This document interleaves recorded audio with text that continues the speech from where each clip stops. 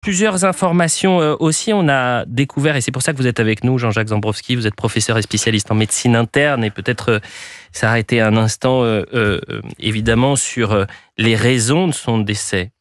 Le médecin que vous êtes, comment il décode, décrypte ce qu'il s'est passé? On sait que c'était un pape malade, qui a failli mourir il y a un mois, qui est resté longuement à l'hôpital, et donc qui est décédé d'un AVC.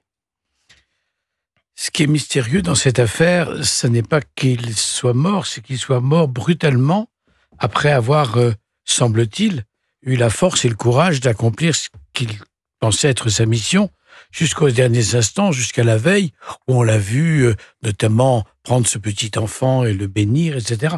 Je veux dire que il est mort, nous disent les communiqués, d'un accident vasculaire cérébral. C'est ça. Les accidents vasculaires cérébraux, ça a comme cause un anévrisme, c'est-à-dire une rupture, paf.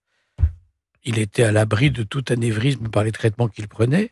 Une embolie, c'est-à-dire un morceau de caillou qui fiche le camp et qui va se loger à un endroit inapproprié. C'est-à-dire, excusez-moi de vous couper, docteur, mais ça veut dire qu'il n'y a aucune corrélation entre sa pneumonie et l'accident vasculaire cérébral. Je n'irai pas jusqu'à dire qu'il n'y a aucune relation possible. La relation, si elle existe, est surprenante pour le médecin spécialiste de soins intensifs que je suis, parce qu'elle pose problème.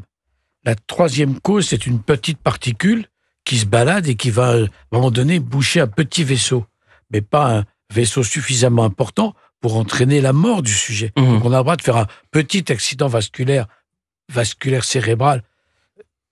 La différence, pour parler simplement, c'est que tous les vaisseaux de notre corps, notre bras, nos jambes, etc., sont des vaisseaux qui sont ramifiés. C'est-à-dire que s'il y en a un qui se bouche, eh bien, le flux sanguin passe par le vaisseau d'à côté. Quand l'autoroute est bouchée, on trouve toujours une nationale ou une départementale pour assurer le flux. Ça va un peu moins vite, mais ça va quand même.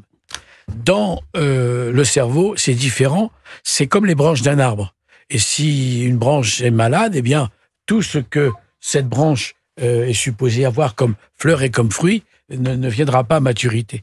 Donc on a une circulation qui est terminale, disent les gens qui veulent jargonner.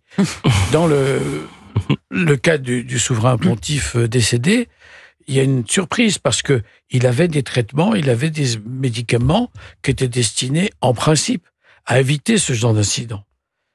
Jusqu'à la veille, tout paraissait aller, sinon mieux, du moins moins mal. Oui, on l'avait senti quand même affaibli lors de cette apparition surprise il était dimanche. affaibli, mais pas mourant.